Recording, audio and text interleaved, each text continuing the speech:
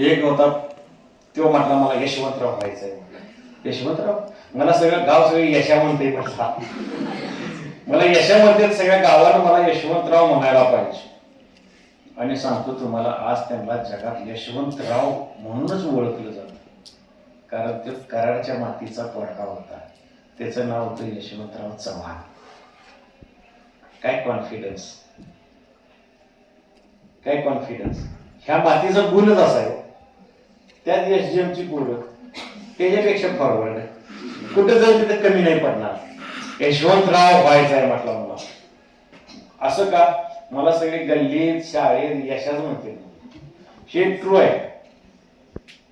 त्यांच्या कृष्णाकाठ आत्मचरित्र, त्यांच्यावर मालिका निघली होती, त्यात पण देवराष्ट्र, देवराष्ट्र त्यांचं गाव आहे की नाही. यशवंतराव होणार. आणि आज त्यांना यशवंतराव चव्हाण म्हणूनच ओळखलं जातं.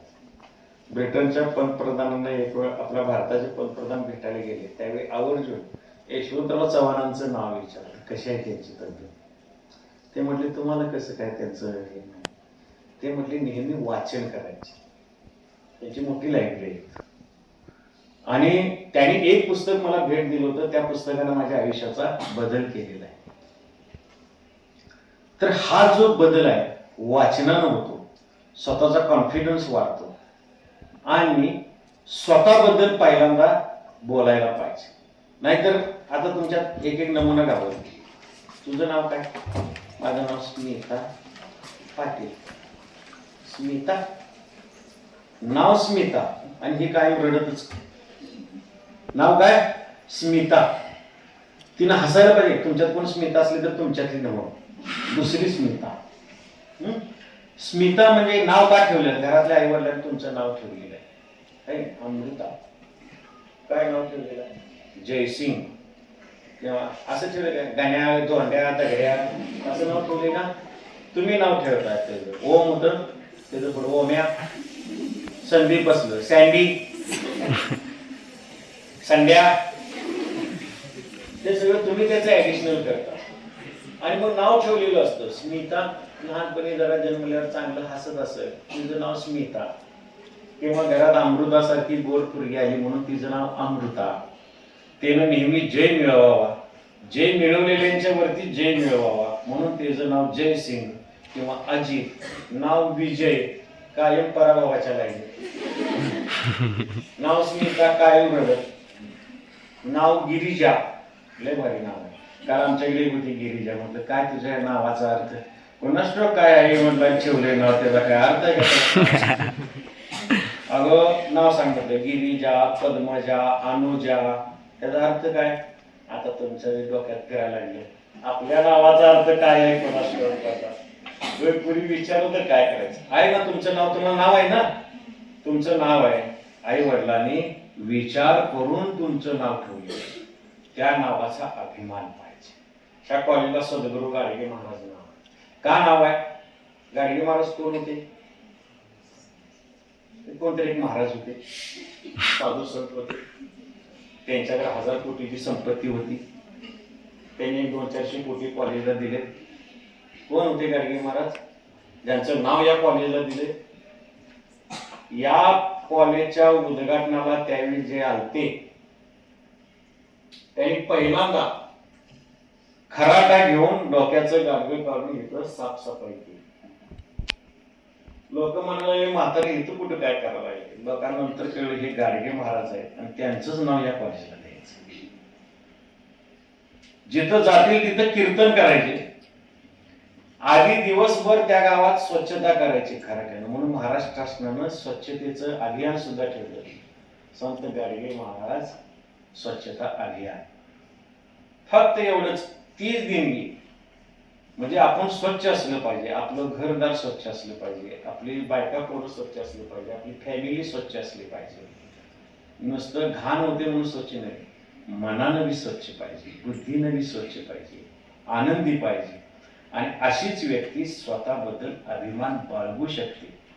आणि आपलं नाव, आपलं गाव, आपले कुटुंब, आपला धर्म, आपली जात, आपलं गाव, आपलं जिल्हा, आपलं राज्य, या सगळ्याबद्दल अभिमान पाहिजे. तुम्ही स्वतः नाही. तुम्ही ज्या कुटुंबातून आलाय त्याचे प्रतिनिधित्व तुम्ही करताय. इथं येऊन पोरींचं दुसऱ्या दप्तर चोरून घ्यायला गावली की काय म्हणणार, यांच्या घरात असलं शिकवतो. तुम्ही चोऱ्या करत नाही, पण आपल्या वर्गात लहानपणी असायच की नाही, कोणतं पेन्सिल चोरायचं, पेन चोरायचं, चोरटी होती की नाही? तुम्ही नव्हता, तुम्ही लय सज्जन नाही होते की नाही? म्हणजे ते काय अट्टल चोर असतील का? नाही. पण त्या कुटुंबाला दोष जातो. तुम्ही ज्या गावचे आहात त्या गावचं प्रतिनिधी, तुम्ही मोठं यश मिळवलं, उद्या बीकॉम IT मधून खूप मोठा ऑफिसर झाला, गावात एक बोलला, आमच्या गावची सुकन्या असते की नाही, लावते की बोर्ड सगळीकडे.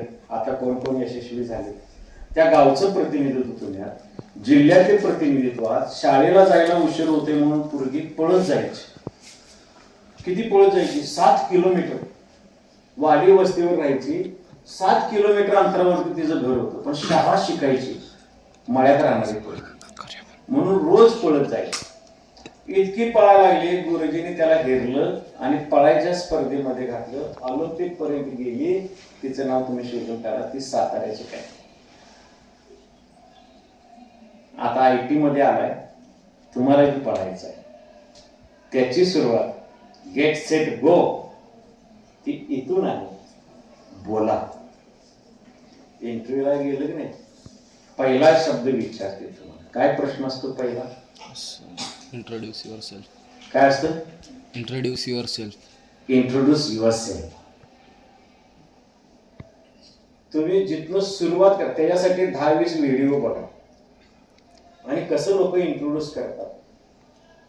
ते तिचा एक केतगी माटेगावकरचा पिक्चर होता, कुठला होता पिक्चर बघताय की नाही? त्या रील मधनं तुम्हाला सवरच मिळत नाही पिक्चर या आणि काय चांगलं असं काय करू. ती गरिबाची हमालाची पोरगी IAS च्या इंटरव्ह्यूला जाते. असा सीन होता, त्याची रिव्ह्यू करायची. तानी तानी तानी चानी नावाचा एक पिक्चर होता, रंजनाचा. चानी होता. चानी म्हणजे खारुत आहे, माहित असं. आणि तानी म्हणजे लय गोष्ट आणती ती तानी. ती तानी होती आणि तिनं असं इंट्रोड्यूस केलं की तिला घ्यावं लागलं. IAS त्यावेळी होतो, मुलाखतीत सक्सेस होतो त्यावेळी. मार्क किती पडली याच्यापेक्षा त्याचा इंटरव्ह्यू कसा झाला ते महत्वाचं. त्याची सुरुवात येत आहे. मी विभागाचं अभिनंदन करतो, तुमच्या विभाग प्रमुखाचं आणि स्टाफचं, की हा पहिला टास्क तुम्हाला ठेवलेला आहे. अभिमानानं सांगा, माझं नाव, माझं गाव आणि मी शिकून काय करणार आहे. इंटरव्ह्यूच आहे असं समजा. आमच्या इकडं एक पहिला कार्यक्रम असायचा, म्हणजे ऍडमिशनच्या वेळेलाच त्याला एवढं फाडायचं की, कारण बोलायचं ट्रेनिंग यायला पाहिजे. तुम्हाला आम्ही म्हटलं की तिथनं जागेवर उभा राहायला नको म्हणून बसून वाकूनच बोलते. काय म्हणते बघ, असं ताट मानेनं आपण बोलायला पाहिजे. तुम्हाला सगळ्याला याच्यासाठी शुभेच्छा. सगळ्या विभागाचं अभिनंदन, तुमचं अभिनंदन. रोज वर्गात या ना पिढा खूप चांगली माणसं आहेत. मी सहज एका ऍडमिशनला यातलं तिथंच कोणतं असेल या सवयला ठेवायला, कुठं ऍडमिशन घ्यायचं म्हटलं बीकॉम ITला.